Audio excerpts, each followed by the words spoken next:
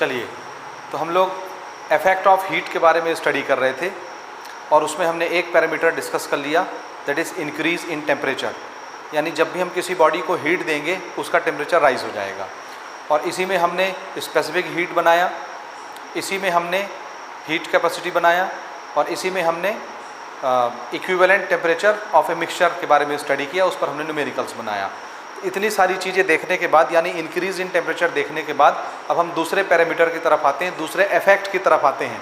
जब किसी बॉडी में हीट जाती है तो दूसरा क्या इफेक्ट होता है? तो आंसर है उस बॉडी का साइज इंक्रीज़ हो जाता है, यानी वो बॉडी एक्सपांड करना शुरू हो जाती है, उसमें एक्सपांशन होना शुरू हो जाता है।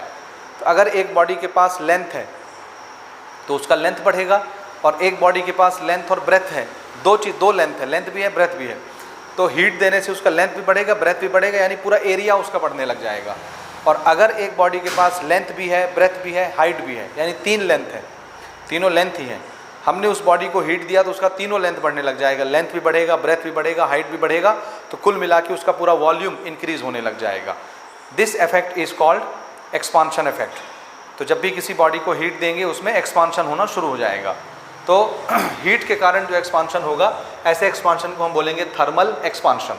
ठीक है, अब ये थर्मल एक्सपांशन हमको डे टू डे लाइफ में बार बार देखने को मिलता रहता है। जैसे एक कांच के ऊपर अगर आप गर्म पानी डाल दें, पानी को गर्म करिए, खौलता हुआ पानी, और उसको ग्लास के ऊपर, कांच के ऊपर डाल दीजिए, तो अगर हम ऐसा करेंगे तो हम ये देखते हैं कि कांच जो है वो ब्रेक हो जाता है, चिटक जाता है। कैसे चिटकता है? तो इसका जवाब है कि जैसे ही हम गर्म पानी डालते हैं, पानी गर्म है, उसके अंदर हीट है, जैसे ही पानी कांच के ऊपर पड़ा तो पानी की हीट कांच में जाने लग जाएगी। अब ग्लास के अंदर हीट गया, किसी भी मटेरियल में हीट जाएगा तो वो फैलेगा, तो ग्लास के मॉलिक्यूल को जब वाटर के कारण हीट एनर्जी मिलती है तो ग्लास के मॉलिक्यूल फैलने लगते हैं। अब ऊपर की कांच जो है वो चिपकी रहती है, क्योंकि उसको प्लेन रहना है, प्लेन सरफेस बना करके रहना है। हीट अगर कांच के अंदर गया तो नीचे वाले जो मॉलिक्यूल्स होते हैं, लोअर लेवल के मॉलिक्यूल्स, वो हीट लेकर के ऐसे फैलते हैं। नीचे वाले मॉलिक्यूल फैल गए, उनमें दरारें आ गई, मॉलिक्यूल दूर दूर हो गए, चिटक गया कांच, ऊपर वाली सरफेस अभी वैसे ही रहती है। इसीलिए गर्म पानी जब भी कांच के ऊपर डाला जाता है, कांच ब्रेक हो जाता है, यानी लोअर लेयर जो कांच की होती है उसके मॉलिक्यूल दूर होते हैं, एक्सपांड होते हैं, और कांच जो है बीच से ब्रेक हो जाता है। ऊपर से वो बराबर दिखता है लेकिन अंदर उसमें चिटकपन आ जाता है, चिटक जाता है, कांच ब्रेक हो जाता है। समझ आया?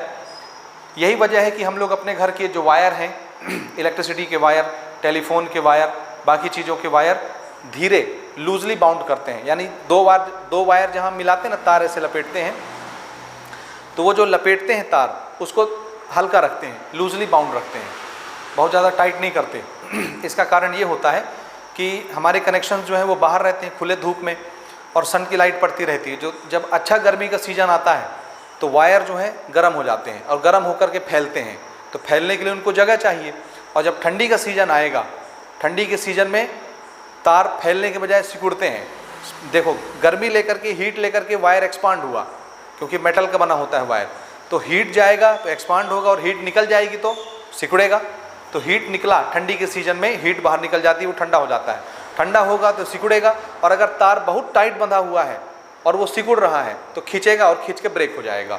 इसीलिए हम लोग तार को जब भी बाउंड करते हैं, तार हमेशा लूजली बाउंड करते हैं, ताकि ठंडी की सीजन में जब तार कॉन्ट्रैक्ट हो, छोटा हो, सिकुड़े, तो जहाँ पर बाउंड है, बंधा हुआ है, वहाँ पर हल्का बाउंड रहे, लूजली बाउंड रहे, ताकि खींचे तो उसको जगह मिले खींचने की। और बहुत ज़्यादा टाइट रहेगा तो खींचेगा तो ब्रेक हो जाएगा। इस कारण से हम लोग वायर्स को लूजली बाउंड रखते हैं।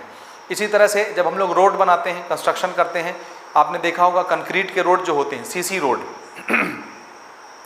उसमें हम लोग ब्लॉक्स टाइप के रोड बनाते हैं। इवन आपने पुल देखा होगा, ब्रिज में भी हम लोग ब्लॉक रखते हैं कंक्रीट के, और हर ब्लॉक के बीच में गैप रहती है। आपने देखा होगा ब्रिज में बीच में गैप रहता है, ब्लॉक, फिर बीच में गैप, फिर ब्लॉक, फिर बीच में गैप। इसी तरह से सीसी रोड जो ऐसे जाती है उसमें भी बीच में हम ब्लॉक, 2 ब्लॉक के बीच में गैप रखते हैं, ऐसे गैप रहता है। वो गैप क्यों रहता है? वो इसलिए रहता है क्योंकि गर्मी के सीजन में जब हीट पड़ेगी ब्लॉक के ऊपर, सीमेंट के ऊपर, तो हीट एब्जॉर्ब करने के बाद वो फैलेगा, और फैलेगा तो फैलने के लिए जगह चाहिए। और अगर वो फैल रहा है और उसके पास जगह है तो आराम से फैल जाएगा, और जगह नहीं होगी तो एक दूसरे को दबाएंगे और दबा के क्रैक हो जाएंगे। यही चीज़ ठंडी के सीजन में जब हीट निकल जाती है रोड से, तो हीट निकलेगी तो वो सिकुड़ेगा, और सिकुड़ेगा तो उसके पास जगह होनी चाहिए तो वो सिकुड़े। अदरवाइज़ किसी चीज़ से अगर टकरा गया, ठीक है। अगर बीच में गैप नहीं है और वो सिकुड़ेगा तो फैलेगा और बीच में जगह बन जाएगी, क्रैक हो जाएगा रोड। तो हीट के देने से बॉडी एक्सपांड होती है और हीट को निकाल लेने से बॉडी कॉन्ट्रैक्ट होती, सिकुड़ने लगती है। इसलिए रोड बनाते समय या ब्रिज बनाते समय हम लोग बीच रोड में भी 2-2 ब्लॉक्स के बीच में गैप रखते हैं। तो उम्मीद है आपको हीट का एक्सपांशन डेली लाइफ के एग्जाम्पल से समझ में आया होगा। अब हम लोग जो एक्सपांशन स्टडी करेंगे वो सॉलिड में करेंगे, लिक्विड में करेंगे, गैस में करेंगे। यानी सॉलिड चीज़ों को जब गर्म करते हैं तो उसमें एक्सपांशन होता है, तो कैसे एक्सपांशन होता है उसको हम नापेंगे कैसे, समझ आया। लिक्विड में जब एक्सपांशन होगा तो उसके एक्सपांशन को कैसे नापते हैं, गैस में जब एक्सपांशन होता है तो उसके एक्सपांशन को कैसे नापते हैं। ये सारी चीज़ें आज के इस लेक्चर में हम लोग डिस्कस करने वाले हैं। तो सबसे पहले यहाँ पर हम डिस्कस करेंगे थर्मल एक्सपांशन में एक्सपांशन इन सॉलिड। तो इसके अंदर जो पहली चीज़ हम डिस्कस करने वाले हैं वो क्या है, एक्सपांशन इन सॉलिड।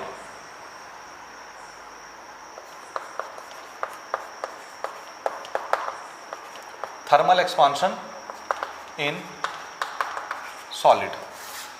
अब सॉलिड अलग अलग शेप का हमारे पास होता है। लेंथ वाली शेप का भी होता है, लेंथ और ब्रेथ है तो एरिया वाली शेप का भी होता है, लेंथ ब्रेथ और हाइट है तो वॉल्यूम वाले शेप का भी हमारे पास सॉलिड होता है। हर तरह का सॉलिड होता है। तो हर तरह के सॉलिड में अलग अलग हमको एक्सपांशन देखने को मिलता है। अब जैसे सपोज हमने एक रॉड लिया तो रॉड के पास लेंथ भी है, ब्रेथ भी है, लेकिन लेंथ के कंपैरिजन में ब्रेथ बहुत छोटा है। जब हम इसको गर्म करेंगे तो जो चीज़ बहुत ज़्यादा लंबी रहेगी, ज़्यादा रहेगी, उसमें एक्सपांशन भी हमको ज़्यादा दिखेगा। और जो चीज़ खुद ही बहुत छोटी है, जैसे ब्रेथ इसका, तो इसको गर्म करेंगे तो इसके ब्रेथ में भी एक्सपांशन होगा, लेकिन चूंकि ब्रेथ खुद बहुत छोटा है तो इसका एक्सपांशन हमको नज़र नहीं आएगा। तो सबसे ज़्यादा प्रोमिनेंट एक्सपांशन किस में दिखता है, लेंथ में दिखता है, समझ आया। तो लेंथ में जब कोई चीज़ बढ़ती है, लेंथ जब इंक्रीज होता है, ऐसे एक्सपांशन को बोलते हैं लीनियर एक्सपांशन। क्या बोलेंगे, लीनियर एक्सपांशन। आया समझ में। अच्छा, इसको नापने के लिए हमने डिफरेंट पैरामीटर्स बनाए हैं, उन पैरामीटर्स पर हम आते हैं। ओके, तो सॉलिड में 3 तरह के एक्सपांशन होते हैं। ये थर्मल एक्सपांशन का डेफिनेशन आप नोट करेंगे, expansion in the object due to heat absorption. कोई भी ऑब्जेक्ट जब हीट एब्जॉर्ब करके एक्सपांड होता है, ऐसे एक्सपांशन को क्या बोलते हैं, थर्मल एक्सपांशन। थर्मल का मतलब होता है हीट, तो जहाँ भी हीट शब्द आएगा उसकी जगह पर हम थर्मल शब्द यूज करेंगे। सॉलिड के अंदर 3 तरह के एक्सपांशन हमको देखने को मिलते हैं। पहला जो एक्सपांशन होता है वो लेंथ में होता है। लेंथ वाले एक्सपांशन को बोलते हैं लीनियर एक्सपांशन, यानी एक डायरेक्शन में एक्सपांशन होना, लेंथ बस में। और लेंथ और ब्रेथ जब दोनों बढ़ने लग जाए, लेंथ भी बढ़े ब्रेथ भी बढ़े, तो पूरा एरिया बढ़ जाएगा। लेंथ और ब्रेथ से एरिया बनता है, तो ऐसे एक्सपांशन को बोलते हैं एरियल एक्सपांशन। इसी को आपकी बुक दूसरी तरह से पुकारता है, इसको बोलते हैं सुपरफिशियल एक्सपांशन। एरियल एक्सपांशन को ही क्या बोला जाता है, सुपरफिशियल एक्सपांशन। और जब लेंथ ब्रेथ और हाइट तीनों बढ़ने लग जाए तो पूरा वॉल्यूम बढ़ेगा। जैसे बलून में जब आप हवा भरते हो तो उसकी लंबाई भी बढ़ती है, चौड़ाई भी बढ़ती है, ऊंचाई भी बढ़ती है। तो ऐसे एक्सपांशन को क्या बोलते हैं, वॉल्यूमेट्रिक एक्सपांशन या वॉल्यूम एक्सपांशन, वॉल्यूमेट्रिक एक्सपांशन। तो ये 3 तरह के एक्सपांशन सॉलिड के अंदर होते हैं और इन्हीं तीनों की स्टडी और इनका मेजरमेंट हमको इस लेक्चर में करना है। ठीक है, चलिए स्टार्ट करते हैं। सबसे पहले लेंथ से। हमने एक रॉड लिया इस तरह से, ये एक रॉड हमने लिया। इस रॉड की कुछ ओरिजिनल लंबाई होगी, ओरिजिनल लेंथ का नाम हमने दिया L। This is original length. अब हमने इसको हीट दिया, गरम करेंगे तो टेम्परेचर चेंज हो जाएगा। जैसे अभी ये रूम टेम्परेचर पर रखा है 25 डिग्री पर, 25 डिग्री सेल्सियस। हमने इसको गर्म किया, गर्म करने के लिए इसको हीट दिए, हीट देंगे इसका टेम्परेचर बढ़ जाएगा, 25 से 50 डिग्री हो जाएगा, 60 डिग्री, 70 डिग्री, 80 डिग्री, 100 डिग्री, जितना भी हमको गर्म करना है। तो इसका कुछ टेम्परेचर चेंज हो जाएगा। सपोज पहले इसका टेम्परेचर था T1, बाद में इसका टेम्परेचर हो गया T2। तो चेंज कितने का है टेम्परेचर में, जैसे पहले इसका टेम्परेचर था 25 डिग्री, हमने इसको 25 डिग्री और गर्म कर दिया, बाद में इसका टेम्परेचर कितना हो गया 50 डिग्री। तो टेम्परेचर में चेंज कितने का आया, 50 डिग्री माइनस 25 डिग्री, बड़ा टेम्परेचर माइनस छोटा टेम्परेचर, ये हमको क्या देगा, कितना टेम्परेचर आपने बढ़ाया है, इंक्रीज किया है। तो डेल्टा टी किस चीज़ को रिप्रेजेंट करेगा, इंक्रीज इन टेम्परेचर। समझ आ रहा है, वो टेम्परेचर बढ़ाने के लिए हम हीट दे रहे हैं, तो हीट के कारण टेम्परेचर चेंज हो जा रहा है। पहले इसका टेम्परेचर T1 था, हमने कुछ हीट दिया, हीट के कारण इसका टेम्परेचर बढ़ के T2 हो गया, 25 डिग्री से 50 डिग्री हो गया। तो टेम्परेचर में बदलाव कितने का आया, कितने की बढ़ोतरी हुई, इंक्रीज कितने का हुआ। इंक्रीज निकालने का तरीका क्या है, बड़ा टेम्परेचर माइनस छोटा टेम्परेचर, चेंज आ जाएगा। तो 50 degree minus 25 degree 25 degree Celsius का टेम्परेचर इंक्रीज किया गया है। तो हम ये देखते हैं कि ये जो रॉड है इसकी थोड़ी सी लंबाई ऐसे बढ़ जाती है, ये थोड़ी सी बढ़ेगी, लेकिन दिखाने के लिए हम इसको थोड़ा बड़ा बना लेते हैं ऐसे। इतनी लेंथ इसकी बढ़ गई, ये इसकी ओरिजिनल लेंथ थी यहाँ से यहाँ तक, और इतनी लेंथ इसकी बढ़ गई। इस बढ़े हुए लेंथ को हम बोलेंगे डेल्टा एल, यानी लेंथ में चेंज आ जाना। अब ये इसका नया लेंथ हो गया, ये इसका पुराना लेंथ, तो नया लेंथ L2 माइनस L1 क्या आ जाएगा, चेंज इन लेंथ। जो भी लेंथ में चेंज आया, ये डेल्टा एल कैसे निकलेगा, चेंज इन लेंथ कैसे निकलेगा, L2 माइनस L1, यानी ये नया लेंथ बढ़ा हुआ L2 और ये पुराना लेंथ L1, तो ये चेंज ऐसे निकलेगा, बड़ा लेंथ माइनस छोटा लेंथ। हालांकि इसकी ज़रूरत हमको नहीं पड़ेगी अभी, फिलहाल आप इसको समझिए कैसे मैं बना रहा हूँ। तो ये जो एक्सपांड होने का सिलसिला है ये किस में हुआ, लेंथ में, ब्रेथ में कि हाइट में। तो आंसर है, अगर ये रॉड है तो इसके पास लेंथ ज़्यादा प्रोमिनेंट है, तो एक्सपांशन भी किस में दिखेगा, लेंथ में दिखेगा। तो अगर हम एक रॉड को गर्म करते हैं, उसका टेम्परेचर बढ़ जाता है, उसको हीट मिल गई और हीट मिलेगा तो वो रॉड थोड़ा लंबा हो जाएगा। उसके लेंथ में जितना बढ़ोतरी हुआ इसको बोलेंगे लीनियर एक्सपांशन। क्या बोलेंगे, लीनियर एक्सपांशन। अब इसको नापेंगे कैसे, तो नापने के लिए हमने पैरामीटर सेट किया कि देखो भैया हम क्या करेंगे, बहुत बड़े लंबे रॉड में कितना इंक्रीमेंट हुआ है उसकी लेंथ का, वो हम बाद में देखेंगे। सबसे पहले हमको ये पता होना चाहिए कि 1 यूनिट लेंथ अगर होता रॉड का, उसमें कितना इंक्रीमेंट हुआ। तो हमने पैरामीटर ऐसे सेट किया कि देखो एक रॉड ले लो जिसकी लंबाई कितनी होगी 1 मीटर, सबको 1 लेना है, समझ आया। तो एक तार, एक रॉड कितना लंबा लेना है, 1 मीटर। 1 मीटर लगभग इतना बड़ा होता है, इतना बड़ा। आप कपड़ा लेने जाएंगे दुकान में तो आपको कपड़ा काटने का जो स्केल निकालेगा वो 1 मीटर का होता है, इतना बड़ा, मेटल का या लकड़ी का, ठीक है। तो 1 मीटर लंबा रॉड लेना है, समझ आया। उस 1 मीटर लंबे रॉड को गर्म करिए, इतना गर्म करिए कि उसका टेम्परेचर 1 डिग्री बढ़ जाए। कितना गर्म करना है ताकि टेम्परेचर सिर्फ कितना बढ़ जाए, 1 डिग्री। तो जाहिर सी बात है गर्म करने के लिए, टेम्परेचर बढ़ाने के लिए हमको हीट देना पड़ेगा। तो उस 1 मीटर लंबे रॉड को हम हीट दे रहे हैं और उसका टेम्परेचर 1 डिग्री बढ़ाते हुए देख रहे हैं। थर्मामीटर लगा देंगे, पता चल जाएगा 1 डिग्री बढ़ा है, 25 डिग्री से 26 डिग्री सेल्सियस हो जाएगा टेम्परेचर, तो 1 डिग्री टेम्परेचर बढ़ चुका, ऐसा हम मान लेंगे। तो 1 मीटर रॉड को गर्म करिए, इतना गर्म करिए कि उसका टेम्परेचर 1 डिग्री चेंज हो जाए। तो 1 डिग्री टेम्परेचर बढ़ाने के लिए कुछ हीट देंगे, और हीट देंगे तो इसकी लंबाई क्या हो जाएगी, थोड़ी सी बढ़ जाएगी। तो 1 मीटर लंबे रॉड का टेम्परेचर 1 डिग्री बढ़ाने के लिए जो हीट हम देते हैं, और उस हीट के कारण लेंथ में जितना एक्सपांशन होता है, उस एक्सपांशन का हमने नाम रखा कोएफिशिएंट ऑफ लीनियर एक्सपांशन। ठीक है, क्या नाम रखा। तो इसमें पहली चीज जो हम डिस्कस करने वाले हैं that is coefficient of linear expansion, और इसके लिए हम सिंबल बनाते हैं अल्फा। अल्फा ऐसे लिखते हैं ना, ये ऐसे, this is symbol. What is the name of alpha, coefficient of linear expansion. इसका मतलब क्या है, 1 मीटर लंबे रॉड का टेम्परेचर 1 डिग्री बढ़ाने के लिए जो हीट दिए, उस हीट के कारण जितना लेंथ में चेंज आया, जितना लेंथ बढ़ा, उस बढ़े हुए लेंथ को क्या बोलेंगे, कोएफिशिएंट ऑफ लीनियर एक्सपांशन। यानी 1 मीटर रॉड का टेम्परेचर 1 डिग्री बढ़ाओ, उसके लिए हीट दो, हीट देने से थोड़ा लंबा हो जाएगा। जितना भी लंबा हुआ, जितना भी ये वाला हिस्सा जितना भी लंबा होगा, 1 मीटर रॉड की बात हो रही है, L मीटर है ये तो बहुत बड़ा है। और हम किसकी बात कर रहे हैं, 1 मीटर अगर हमारा रॉड होता, उसका टेम्परेचर 1 डिग्री बढ़ाते, तो उसको जितना लेंथ उसका बढ़ता, वो बढ़ा हुआ लेंथ क्या कहलाता, कोएफिशिएंट ऑफ लीनियर एक्सपांशन। यहाँ तक समझ आया। तो 1 मीटर रॉड का 1 डिग्री टेम्परेचर बढ़ाने से जो लेंथ बढ़ता है, उस लेंथ को क्या बोलते हैं, कोएफिशिएंट ऑफ लीनियर एक्सपांशन यानी अल्फा। फिर से इसको ऐसे बोलेंगे, 1 मीटर का रॉड है, 1 मीटर का रॉड 1 डिग्री टेम्परेचर बढ़ाने से, हीट दिए 1 डिग्री टेम्परेचर बढ़ाए, इसका जितना भी लेंथ बढ़ेगा उस लेंथ का नाम क्या, बढ़े हुए लेंथ का अल्फा। बढ़े हुए लेंथ का क्या नाम है, अल्फा। तो 1 मीटर के रॉड को जब हम हीट देके 1 डिग्री टेम्परेचर बढ़ाते हैं, उसमें जो लेंथ इंक्रीज होती है, उस इंक्रीज वाले लेंथ का क्या बोला जाता है, उसको अल्फा बोला जाता है। उस अल्फा का पूरा नाम कोएफिशिएंट ऑफ लीनियर एक्सपांशन। समझ आया, आया। अच्छा, अब हम इसके फॉर्मूले सेट करते हैं। फॉर्मूले कैसे बनते हैं उसको समझिए। तो पहले मैं इसका डेफिनेशन यहाँ पे नोट कर देता हूँ, उसके बाद में उसका फॉर्मूला बनाएंगे, ठीक है।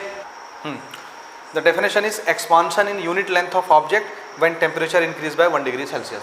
यूनिट लेंथ का मतलब होता है 1 मीटर। तो 1 यूनिट लेंथ के लिए जब हम टेम्परेचर 1 डिग्री बढ़ाते हैं और उसको हीट देते हैं तो उसमें कुछ एक्सपांशन होता है, वही एक्सपांशन क्या कहलाता है? Coefficient of linear expansion. It is the expansion in 1 unit length of an object by increasing the temperature 1 degree Celsius. So the increment length is called coefficient of linear expansion. अब इसको कैसे बनाएंगे देखिए, meaning तो समझ में आता है कि 1 मीटर रॉड का टेम्परेचर 1 डिग्री बढ़ाओ, जितना भी वो लंबा होगा उसको क्या बोलेंगे? अल्फा। जो भी उसकी लंबाई बढ़ जाएगी, बढ़े हुए लंबाई को अल्फा बोलेंगे। समझ में आया? जैसे हमने 1 मीटर का रॉड लिया, ये रॉड है आयरन का बना हुआ, ठीक है। हमने उसका टेम्परेचर 1 डिग्री बढ़ाया और हमने देखा उसकी लेंथ 0.00012 मीटर इंक्रीज हो गई, तो उसके लिए अल्फा कितना हो गया? 0.00012 मीटर। ये बहुत छोटा है, बहुत छोटा होता है, आपकी बुक में लिखा हुआ है, आप इसको पढ़ सकते हैं, ठीक। अच्छा, अब अगर हम 1 मीटर रॉड न लें, L मीटर रॉड लें तो क्या होगा? हमारा डेफिनेशन बिल्कुल अपनी जगह सेट रहेगा कि 1 मीटर रॉड में 1 डिग्री टेम्परेचर बढ़ाने से जितनी लेंथ बढ़ेगी उसी को हम अल्फा बोलेंगे, ठीक है ना। अब अगर हमने 1 मीटर रॉड लेने के बजाय L मीटर रॉड लिया, तो L मीटर रॉड का टेम्परेचर हमने T डिग्री बढ़ाया या डेल्टा T डिग्री बढ़ाया। अब ध्यान से सुनिएगा, हमको 1 मीटर रॉड का टेम्परेचर 1 डिग्री बढ़ाना होता है, तब जितना लेंथ बढ़ता है उसको अल्फा बोलते हैं, कोएफिशिएंट ऑफ थर्मल एक्सपांशन बोलते हैं, linear expansion, coefficient of linear expansion. अब अगर हम 1 मीटर लंबे रॉड लेने के बजाय L मीटर का रॉड लें और 1 डिग्री सेल्सियस टेम्परेचर बढ़ाने के बजाय delta T degree Celsius temperature increase करें, तो उसमें जो लेंथ इंक्रीज होगी उसको क्या बोलेंगे और उसका मेजरमेंट हम कैसे करेंगे? देखिए कैसे करेंगे, ध्यान से समझिए। सपोज ये L मीटर लंबा रॉड है, इसका टेम्परेचर हमने डेल्टा T चेंज किया, बढ़ा दिया टेम्परेचर, तो इसमें डेल्टा L इसकी लंबाई बढ़ गई, डेल्टा L बढ़ गई लंबाई। ये 1 यूनिट नहीं है, ना ये लेंथ 1 यूनिट है, ना ये इंक्रीमेंट 1 यूनिट है। L मीटर लंबे रॉड का टेम्परेचर डेल्टा T बढ़ाया तो इसकी लेंथ डेल्टा L बढ़ गई, ये डेल्टा L इंक्रीमेंट हो गया, लेंथ बढ़ी। तो हमको क्या निकालना है कि 1 मीटर रॉड का टेम्परेचर 1 डिग्री बढ़ाते तो कितनी लेंथ चेंज होती। समझ आया? तो फिर से देखिए, अगर L मीटर लंबे रॉड का टेम्परेचर 1 डिग्री बढ़ाने से या T डिग्री टेम्परेचर बढ़ाने से, डेल्टा T डिग्री, इसमें कितना इंक्रीमेंट होता है? Delta L। ध्यान से समझिएगा, L मीटर ओरिजिनल रॉड का लंबाई था, हमने टेम्परेचर डेल्टा T बढ़ाया तो L मीटर रॉड में कितना इंक्रीमेंट हो गया? Delta L। तो L मीटर रॉड में कितना लंबाई बढ़ता है? Delta L। तो 1 मीटर रॉड में कितना लंबाई बढ़ता है? L मीटर में इतना लंबाई, तो इसको 1 बनाने के लिए L को नीचे भेज देते हैं, डेल्टा L अपॉन L। समझ में आ रहा है? L मीटर रॉड में कितना लंबाई बढ़ेगी? Delta L। तो 1 मीटर रॉड में कितनी लंबाई बढ़ेगी? Delta L upon L। ये लंबाई बढ़ाने के लिए टेम्परेचर कितना बढ़ाए थे? आंसर है डेल्टा T। तो डेल्टा T टेम्परेचर बढ़ाने से इतना चेंज आता है लेंथ में 1 मीटर के रॉड में। तो डेल्टा T में 1 मीटर के रॉड में इतना चेंज आता है डेल्टा T टेम्परेचर में। तो अगर हम 1 डिग्री टेम्परेचर बढ़ाए होते तो कितना चेंज आता? तो डेल्टा T में इतना चेंज, तो 1 डिग्री सेल्सियस अगर हम 1 मीटर के रॉड में बढ़ाते तो कितना चेंज आता?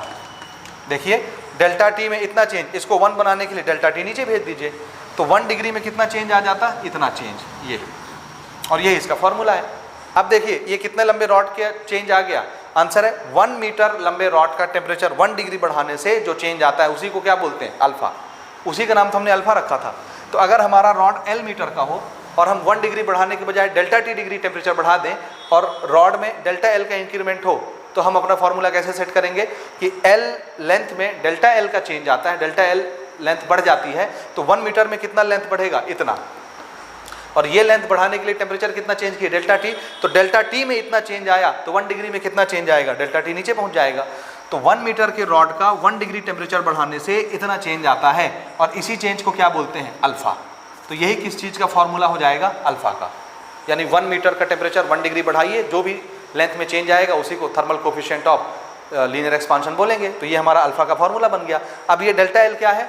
This is what? This is increase in length. Increase in length. What is L? Original length या initial length, actual length. What is delta T? Increase in temperature, जो हमने बढ़ाया था। इसी को हम टेस्ट में लिख लेते हैं। देखिए यहाँ पर what is the formula? Answer है coefficient of linear expansion is equal to क्या क्या बना? डेल्टा L क्या है? Increase in length. Increase in length divided by L क्या है, ओरिजिनल लेंथ या इनिशियल लेंथ, कुछ भी लिख सकते हैं आप। तो मैं इसको इनिशियल या ओरिजिनल कुछ भी लिख देता हूँ, इनिशियल लेंथ या original length multiply delta T क्या चीज़ है, बढ़ा हुआ temperature, increase in temperature, increase in temperature. अब इसको फॉर्मूले में लिखिए, इसके लिए सिंबल क्या बनाए, अल्फा। इंक्रीज इन लेंथ को क्या लिखना है, डेल्टा एल, ओरिजिनल लेंथ को क्या लिखना है, एल, और इंक्रीज इन टेम्परेचर को क्या लिखना है, डेल्टा टी। ये हमारा फॉर्मूला बन गया अल्फा का। Alpha is what, coefficient of linear expansion. 1 metre rod का 1 डिग्री टेम्परेचर बढ़ाने से कितना लेंथ बढ़ेगा, वो ऐसे आ जाएगा। तो अब जितने मीटर रॉड होगा एल मीटर, जितने डिग्री टेम्परेचर आप बढ़ाएंगे डेल्टा टी, जितना भी इंक्रीमेंट होगा डेल्टा एल, वो सब आप यहाँ पुट करेंगे और आप वैल्यू निकाल लेंगे। डेल्टा एल कैसे निकलेगा, L2 माइनस L1, यानी बढ़ा हुआ लेंथ माइनस ओरिजिनल लेंथ। समझ आया, ये हमारा फॉर्मूला हो गया। अच्छा, इसकी यूनिट हम कैसे बनाएंगे, thermal coefficient of linear expansion की यूनिट ऑफ अल्फा देखिए, ये कैसे डिसाइड किया जाएगा। This is what, length, this is length. Change in length भी लेंथ ही होता है। लेंथ की यूनिट क्या होगी, मीटर, ये भी लेंथ है, मीटर, मीटर मीटर कैंसिल हो गया। डिवाइड में क्या है, टेम्परेचर का चेंज, ये कैसे निकलता है, temperature minus temperature, temperature minus temperature, तो degree Celsius minus degree Celsius, degree Celsius ही आएगा। टेम्परेचर की यूनिट डिग्री सेल्सियस, ऊपर की दोनों यूनिट कैंसिल हो गई, सिर्फ क्या बचा, डिवाइडेड बाय डिग्री सेल्सियस। तो इसको क्या बोलेंगे, पर डिग्री सेल्सियस, और इसको कैसे लिखते हैं, ऐसे, पर डिग्री सेल्सियस, ये इसकी यूनिट होती है, पर डिग्री सेल्सियस। समझ आया, अल्फा की यूनिट पर डिग्री सेल्सियस। अब हम चाहें तो इसी को इधर उधर घुमा फिरा के दूसरे फॉर्मूले बना सकते हैं, यानी कितनी लेंथ में चेंज आया, कितना लेंथ में चेंज आएगा, उसको कैसे निकालेंगे। तो इसको एक तरफ कर लो, बाकी सबको एक तरफ कर लो। इसको हमने लिखा delta L is equal to, ये दोनों चीज़ें अल्फा से मल्टीप्लाई हो जाएंगी, alpha multiplied by length multiplied by change in temperature. ये हमको किस चीज़ का कैलकुलेशन दे देगा कि लेंथ कितना बढ़ेगा, increase in length, this is what,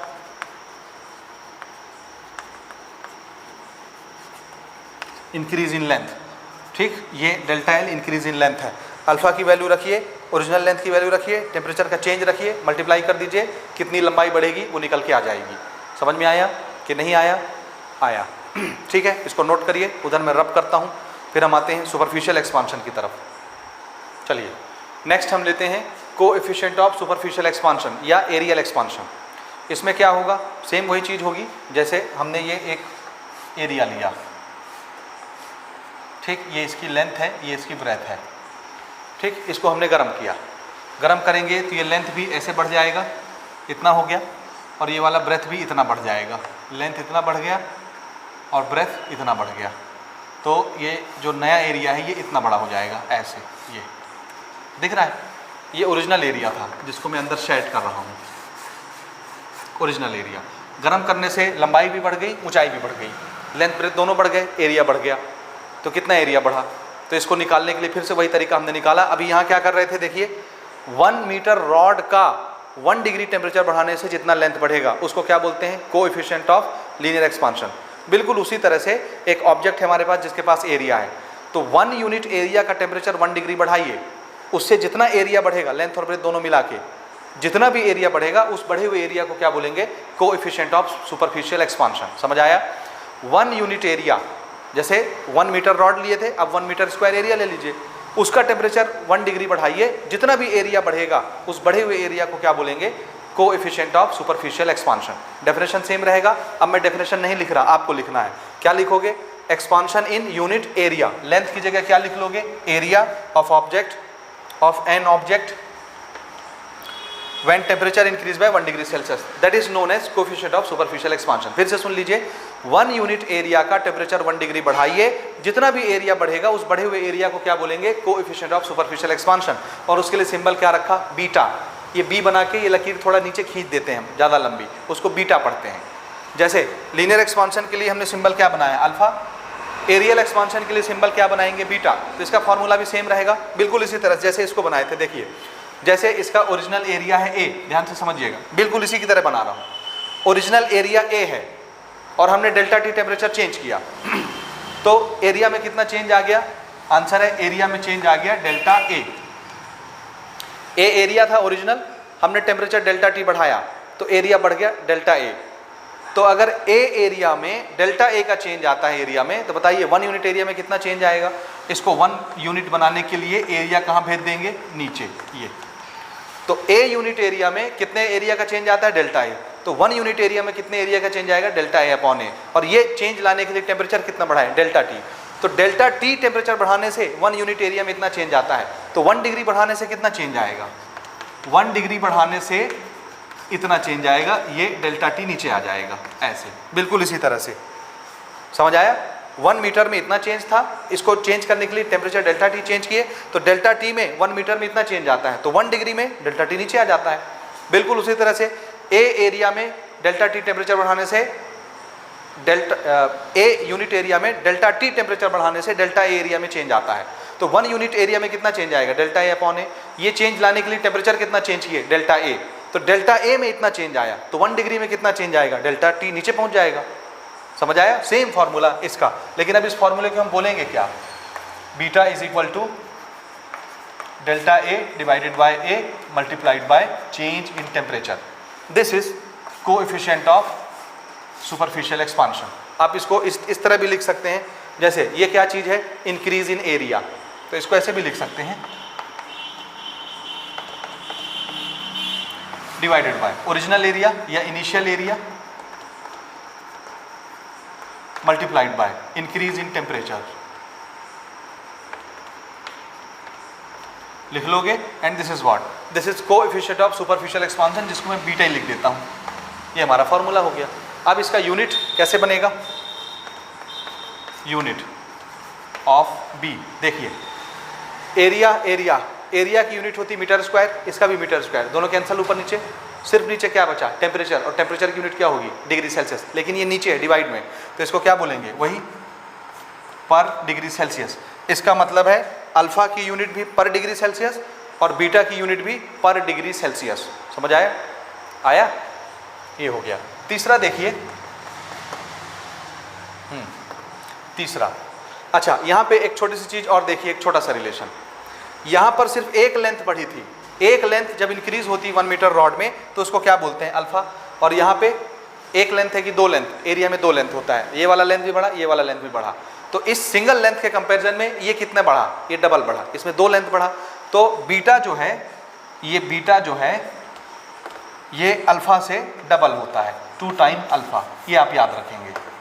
area में 2 लेंथ होता है, दोनों लेंथ बढ़ता है, और लीनियर में 1 लेंथ होता है। तो 1 लेंथ के कंपैरिजन में एरिया वाले में 2 लेंथ बढ़ता है, तो उसका एक्सपांशन डबल होता है। अल्फा यानी सिंगल लेंथ से बीटा डबल हो जाता है, 2 टाइम अल्फा होता है। तीसरा हम डिस्कस करते हैं कोएफिशिएंट ऑफ वॉल्यूमेट्रिक एक्सपांशन, यानी जब लेंथ, ब्रेथ और हाइट तीनों बढ़ेगी, ठीक है, तो उसको क्या बोलेंगे, वॉल्यूमेट्रिक एक्सपांशन। और इसके लिए सेम फॉर्मूला, अब हमने एक बलून ले लिया ऐसे, दिस इज बलून। इसके पास अगर ये बलून है तो इसके पास लेंथ भी है, ब्रेथ भी है, हाइट भी है, सारी चीज़ें हैं। हमने इसमें हवा भरा, हवा भरेंगे तो ये बलून चारों तरफ से ऐसे फैल जाएगी, यानी इसका लेंथ भी बढ़ गया, ब्रेथ भी बढ़ गया, हाइट भी बढ़ गई। तो इसका क्या चेंज हुआ, हम बोलेंगे इसका वॉल्यूम चेंज हुआ। ठीक, तो पहले इसका वॉल्यूम कितना था, V, बाद में इसका वॉल्यूम कितना चेंज हो गया, डेल्टा V। और हमने वॉल्यूम चेंज करने के लिए टेम्परेचर कितना चेंज किया, डेल्टा T। तो V वॉल्यूम में डेल्टा V वॉल्यूम का चेंज आता है, तो 1 यूनिट वॉल्यूम में delta V upon V volume का चेंज आएगा, बिल्कुल सेम उसी तरह से। और ये चेंज डेल्टा T टेम्परेचर बढ़ाने से हुआ है, तो 1 डिग्री सेल्सियस टेम्परेचर बढ़ाने से कितना चेंज आएगा, डेल्टा V अपॉन V और मल्टीप्लाइड में डेल्टा T, सेम फार्मूला। और वॉल्यूमेट्रिक एक्सपांशन के लिए हम सिंबल बनाते हैं गामा, इसको गामा पढ़ते हैं, वाई थोड़ा सा टेढ़ा मेढ़ा बनाइए, गामा बन जाएगा। इसका फॉर्मूला क्या हो जाएगा, चेंज इन वॉल्यूम या increase in volume divided by original volume multiplied by increase in temperature. This is volumetric expansion. आया समझ? इसको क्या लिख सकते हैं, increase in volume divided by initial volume original volume multiplied by increase in temperature. आप इसको लिख सकते हैं, बार बार मुझे लिखने की जरूरत नहीं है। इसकी यूनिट भी बताइए क्या बनेगी, यूनिट ऑफ गामा क्या बनेगी, वॉल्यूम की यूनिट होती मीटर क्यूब, ये भी मीटर क्यूब, कैंसल। फिर क्या बचा, टेम्परेचर पर यूनिट, पर डिग्री सेल्सियस, पर डिग्री सेल्सियस। जिसको आप ऐसे भी लिख सकते हैं, ऐसे लगा के ऐसे पर डिग्री सेल्सियस। ठीक है, तो ये सॉलिड में हमने तीनों तरह के एक्सपांशन देख लिए। लेंथ बस बढ़ेगी तो उसको लीनियर एक्सपांशन बोलेंगे, एरिया बढ़ेगा, लेंथ और ब्रेथ दोनों बढ़ेंगे, एरियल एक्सपांशन या सुपरफिशियल एक्सपांशन बोलेंगे, और अगर तीनों बढ़ने लग जाए लेंथ ब्रेथ हाइट तो उसको क्या बोलेंगे, वॉल्यूमेट्रिक एक्सपांशन। इसको अगर डिफाइन करना है तो कैसे डिफाइन करेंगे, ये लिखा हुआ है, आप खाली क्या चेंज करेंगे, एक्सपांशन इन यूनिट वॉल्यूम। तो यहाँ के लिए क्या लिख लेंगे, expansion in unit volume of an object when temperature increase by 1 degree Celsius. और इसके लिए यहाँ पर क्या लिख लेंगे, एरिया, यूनिट एरिया, और लेंथ के लिए यूनिट लेंथ। समझ आया? तो सेम डेफिनेशन यहाँ चिपका दो, यहाँ चिपका दो, यहाँ के लिए लेंथ लिख दो, सुपरफिशियल के लिए एरिया लिख दो, वॉल्यूम के लिए वॉल्यूम लिख दो। आया समझ में? आया ना? उम्मीद है ये आपको समझ में आ गया होगा। अब हम आगे बढ़ते हैं। अभी हम सॉलिड में एक्सपांशन देख रहे थे, अब हम आते हैं लिक्विड का एक्सपांशन कैसे होता है उसको देखते हैं। इसको नोट कर लीजिए। अच्छा, एक छोटी सी चीज़ यहाँ देखिए, अभी हमने ये रिलेशन बनाया ना बीटा और अल्फा का, इसमें वॉल्यूम में तीनों चीज़ें बढ़ती हैं, लेंथ भी बढ़ता है, ब्रेथ भी बढ़ता है, हाइट भी बढ़ता है। तो तीनों लेंथ बढ़ी तो ये जो होता है गामा, ये अल्फा के कंपैरिजन में 3 गुना बढ़ता है ये।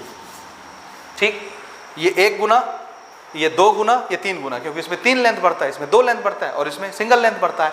तो तीनों को जब आप कंपेयर करेंगे तो ये क्या होता है, अल्फा से डबल होता है बीटा और बीटा से 3 गुना होता है गामा। तो इसको ऐसे भी हम लिख के दिखाते हैं इस तरह से। समझ गए? ठीक, अब हम चलते हैं लिक्विड के एक्सपांशन की तरफ। अच्छा, आपकी बुक में एक छोटा सा एक्सपेरिमेंट दिया है एक्सपांशन के ऊपर।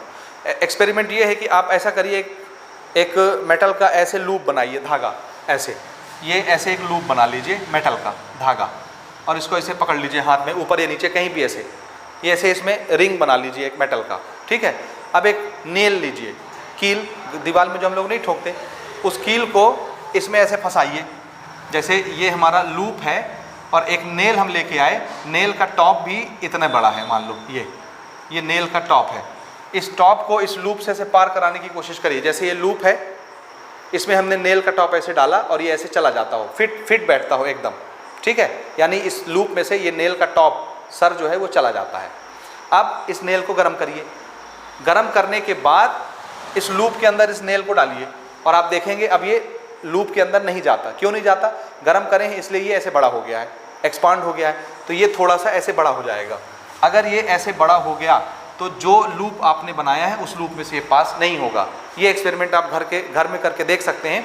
इससे आपको पता चलेगा कि कोई भी चीज़ जब गर्म की जाती है फैलती है। This is the proof of expansion in the solid. समझ आया? इसको करके देखिए एक बार। अब हम आते हैं लिक्विड की तरफ। चलिए नेक्स्ट हम देखते हैं थर्मल एक्सपांशन इन लिक्विड।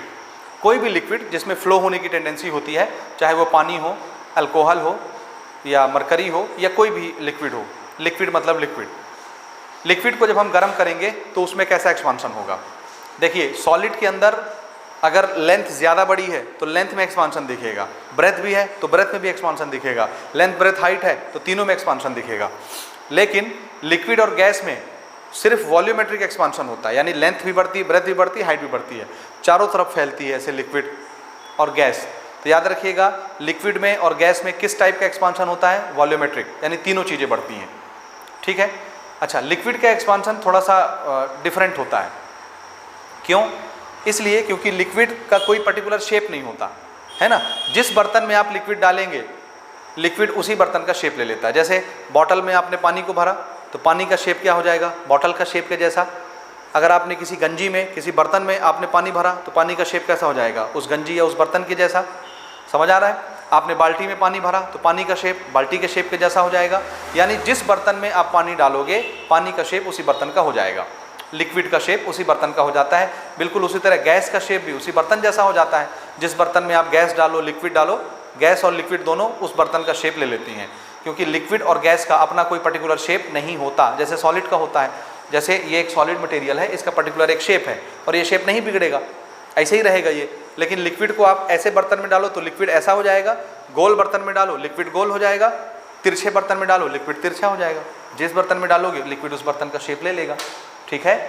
तो प्रॉब्लम यहाँ आती है कि जिस बर्तन में हम लिक्विड को डालते हैं लिक्विड उस बर्तन का शेप ले लेता है। अब इसको समझिए, एक छोटे से एक्सपेरिमेंट से इसको हम समझते हैं। जैसे यहाँ पर हमने एक वेसल लिया, बर्तन, किसी भी टाइप का बर्तन, ठीक। और ये बर्तन मान लो कांच का हम ले रहे हैं, कांच का या मेटल का, कुछ भी समझ लीजिए, मेटल का ही समझो, नहीं तो कांच तो पिघल जाएगा बोलोगे, ठीक।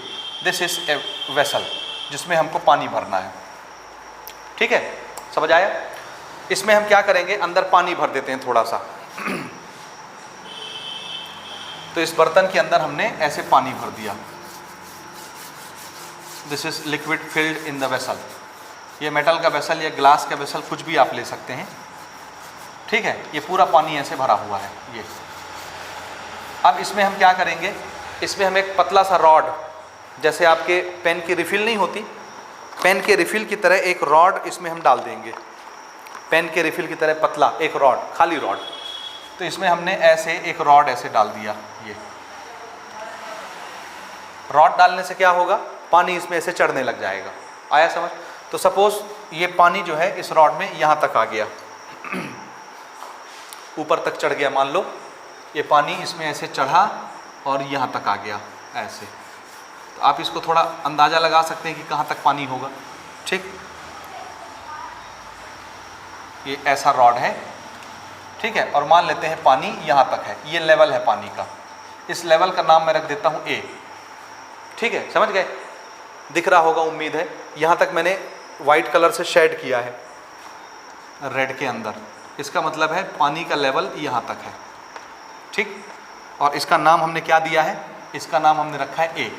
This is original level of water, यहाँ तक पानी है। और उसके बाद ये जो बर्तन है, इस बर्तन का मुंह यहाँ से हमने बंद कर दिया, ऐसे मोम लगा के या कॉर्क लगा के इसको हम ऐसे बंद कर देते हैं, ऐसे निशानी लगा देते हैं डायग्राम में कि ये मुंह यहाँ से सील कर दिया हमने, ठीक है, हो गया। और नीचे इसको प्लेट में रख के यहाँ पर हम आग लगाने का बंदोबस्त करते हैं, ऐसे फायर। और यहाँ से हम इसको क्या दे रहे हैं, हीट। तो ये गर्म हो रहा है, ठीक। इसको नीचे से हम गर्म करते हैं। गर्म करेंगे तो क्या होगा, ध्यान से समझिएगा। ये वेसल है, वेसल मतलब होता है बर्तन, मेटल का समझ लो या ग्लास का समझ लो, किसी भी चीज़ का, ठीक है। This is blank rod, okay, transparent rod, ठीक है ना, समझ गए। थोड़ा इसको और हम ऊंचा बना दें, ऐसा, और इसको भी थोड़ा यहाँ तक ले जाते हैं, ऐसा। यहाँ तक ए लेवल तक पानी भरा हुआ है, यहाँ तक, ठीक है। अब देखिए इसमें क्या होता है। अब हमने इसको गर्म करना शुरू किया, तो जैसे ही आप गर्म करोगे, ये पानी जो इस बर्तन में भरा हुआ है, जिसने बर्तन का शेप लिया हुआ है, जैसे ही आप गर्म करोगे, सबसे पहले कौन गर्म होगा, पानी की बर्तन, बर्तन। और बर्तन सॉलिड है। और अभी भी हम पढ़ के आ रहे हैं, किसी भी सॉलिड चीज़ को जब हम गर्म करते हैं, वो हीट एब्जॉर्ब करता है, तो क्या होता है, एक्सपांशन। तो सबसे पहले ये बर्तन अगर हीट पाएगा, हीट एब्जॉर्ब करेगा तो फैलेगा। अगर ये बर्तन हीट पा करके ऐसे फैला तो क्या होगा, सोचिए। बर्तन मेटल का है या ग्लास का, किसी भी चीज़ का, अगर इसको हीट मिली तो सबसे पहले वो हीट पानी में घुसेगी कि बर्तन में घुसेगी, सबसे पहले कौन मिलेगा रास्ते में, बर्तन, वेसल। तो अगर वेसल को हीट मिली तो पहले वेसल फैलेगा, और अगर वेसल फैला तो पानी के लेवल के बारे में कमेंट करिए, ये पानी का लेवल ऊपर जाएगा कि नीचे आ जाएगा अगर बर्तन ऐसे फैल रहा है, सोचिए। जैसे ही बर्तन फैलेगा, अंदर ज़्यादा जगह बनेगी, और ये जो लेवल अभी यहाँ तक है, ये नीचे आ जाएगा, यहाँ तक, समझ आया। तो सबसे पहले हम ये देखते हैं कि पानी ऐसे नीचे आता है। क्यों नीचे आता है, क्योंकि बर्तन फैल रहा है, इसलिए ज़्यादा जगह बन गई तो पानी थोड़ा नीचे आ जाता है। यहाँ तक आ गया, मान लो ये बी लेवल तक पानी आ गया, समझ आया। अच्छा, ये जो एक्सपांशन हुआ, ये लिक्विड में एक्सपांशन हुआ कि सॉलिड में एक्सपांशन हुआ, बर्तन में। बर्तन को यूटेंसिल भी बोल सकते हैं आप ना, वेसल या यूटेंसिल कुछ भी बोल सकते हैं। तो पहला जो एक्सपांशन हुआ वो किस में हुआ, यूटेंसिल में हुआ। बर्तन ऐसे फैला क्योंकि बर्तन को पहले हीट मिली, पहले बर्तन गर्म होगा उसके बाद पानी गर्म होगा। तो पहले हीट बर्तन को मिली तो पहले बर्तन में एक्सपांशन हुआ। बर्तन के एक्सपांशन का इंडिकेटर कौन, कि बर्तन फैला है। अब बर्तन फैलते हुए नहीं दिखेगा क्योंकि बहुत थोड़ा सा एक्सपांशन होगा, तो हमको यहाँ वाटर का लेवल दिखेगा क्योंकि ये बिल्कुल पतली पाइप है, तो थोड़ा सा भी अगर एक्सपांशन होता है तो पानी झट से नीचे आ जाता है। तो जैसे ही पानी ए से नीचे आया बी तक, हमको पता चल गया कौन फैला होगा, बर्तन फैला होगा। अभी पानी नहीं फैला है क्योंकि अभी हीट बर्तन को मिली है, समझ आया। तो ये वाला जो एक्सपांशन हुआ, ये किसका एक्सपांशन दिखाता है, ए से बी। ए से बी पानी का जाना, ए से बी नीचे की तरफ, ए से बी पानी का जाना, ये किसको दिखाता है, this represent expansion in utensil. बर्तन के एक्सपांशन को ये दिखाता है, अभी लिक्विड का एक्सपांशन नहीं हुआ है। तो अब बताइए, अभी पानी यहाँ तक था, फिर पानी कहाँ पहुँच जाएगा? बी लेवल में। अब बर्तन फैल चुका। अब इतनी देर में ये हीट बर्तन को गर्म करके कहाँ घुस जाएगी? पानी में। अब पानी गर्म होना शुरू होगा, अब पानी को हीट मिल रहा है तो अब पानी फैलेगा। समझ आया? अब हम ये देखते हैं कि पानी अभी बी तक पहुँचा है और बी पे पहुँचने के बाद अब पानी ऊपर उठता है और ऊपर उठ के पानी अब एक्सपांड हो रहा है। पानी एक्सपांड होगा तो पानी फैलेगा। तो हमने ये देखा कि जो पानी अभी बी तक था वो यहाँ से ऊपर उठा, ए तक पहुँचा और ए के बाद फिर ऊपर गया, यहाँ तक आ गया। मान लो ये मैं इसको ब्लू कलर से दिखा देता हूँ, और यहाँ तक आ गया, मान लीजिए सी लेवल तक आ गया। ये पानी कहाँ है अभी? बी, और बी से सी चला गया। समझ में आया? तो बी से लेके सी तक पानी चला गया। कहाँ से कहाँ तक चला गया? बी से सी तक चला गया। ये किसका एक्सपांशन हुआ? This is expansion in liquid. ठीक है, ये किसका एक्सपांशन हुआ? क्योंकि पहले बर्तन फैला तो पानी ए से बी तक आ गया नीचे, ये बर्तन के एक्सपांशन के कारण हुआ। अब हीट जब पानी में जाने लगेगी तो अब पानी फैलेगा। जब लिक्विड फैलेगा तो लिक्विड यहाँ से ऊपर चढ़ के सी तक पहुँच जाएगा, पहले ए तक पहुँचेगा फिर सी तक पहुँच जाएगा। तो बी से लेके सी तक ये किसका एक्सपांशन हुआ? बताइए। इसको मैं यहाँ लिख देता हूँ, बी से लेकर के सी तक ये किसका एक्सपांशन है? दिख रहा है? This is expansion in liquid. Actually पानी कहाँ से कहाँ तक चढ़ता है? बी से सी तक। So this is real expansion. इस एक्सपांशन को क्या बोलते हैं? रियल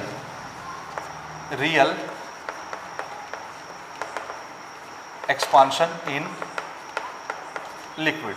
ये लिक्विड का रियल एक्सपांशन है। लेकिन सबसे शुरू में हमने क्या देखा था? पानी कहाँ तक था? ए तक। और ये सब काम होने के बाद, गरम वरम करने के बाद पानी कहाँ चढ़ गया? सी तक। तो अल्टीमेटली पानी कहाँ से कहाँ तक गया?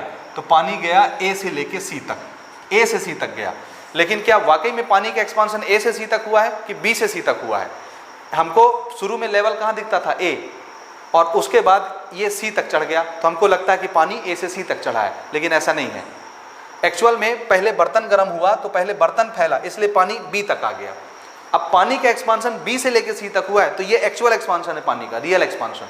लेकिन शुरू में लेवल हमने ए पर रखा था और अब कहाँ पहुँच गया पानी? सी। तो ए से सी जो एक्सपांशन हुआ ये धोखा हो गया हमको। हमको लगता है कि पानी ए से सी तक चढ़ा है, जबकि पानी पहले बी गया और बी के बाद बी से सी तक आया है। तो रियल एक्सपांशन बी से सी है। तो ये कैसा एक्सपांशन है? ऐसे एक्सपांशन को बोलते हैं अपैरेंट एक्सपांशन, धोखा वाला एक्सपांशन। तो इसको क्या बोलते हैं? Apparent expansion. आया समझ? ये बी से सी ऊपर चढ़ा था और ए से सी का नाम हमने क्या रखा? एक से सी का नाम क्या रखा है? This is apparent expansion in liquid. ठीक है, अपैरेंट एक्सपांशन इन लिक्विड। अच्छा, ये एक्सपांशन बी से सी क्या है? रियल। तो यहां पे आप टाइटल क्या लगा लेंगे? Real expansion in liquid. और ए से सी क्या है? Apparent expansion in liquid. अब इसका फॉर्मूला कैसे बनेगा? रियल एक्सपांशन बी से सी हुआ तो देखिए इसका फॉर्मूला यहां पर हम नोट करते हैं, यहां लिख देते हैं ना, यहां पर रियल एक्सपांशन इन लिक्विड। ये कैसे आएगा? बी से सी कैसे आया? तो आंसर है एक बार बी से ए गया यानी ए बी, और एक बार ए से सी गया यानी ए सी। तो ए से बी आना ये क्या चीज़ था? ये किसका एक्सपांशन था? तो आंसर है ये यूटेंसिल का एक्सपांशन था। तो इसको कैसे लिखते हैं अपन? एक्सपांशन इन यूटेंसिल। एक्सपांशन इन यूटेंसिल प्लस ए से बी। भाई बी से सी तक जाना है तो इसको दो टुकड़े में तोड़ दीजिए, ए से बी और ए से सी। ए से सी किसका एक्सपांशन है? Apparent expansion in liquid.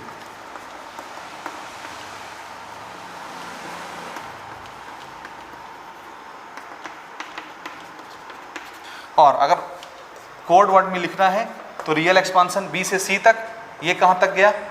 Utensil का एक्सपांशन ए से बी, और अपैरेंट एक्सपांशन ए से सी। तो ये इस तरह से आप इसको एक्सपांड करके देख सकते हैं। ठीक है, अब हम इसको चाहें तो टेस्ट में भी लिख सकते हैं। जो कि इसका डेफिनेशन बन जाएगा। हाँ जी, ये नोट कर लीजिए।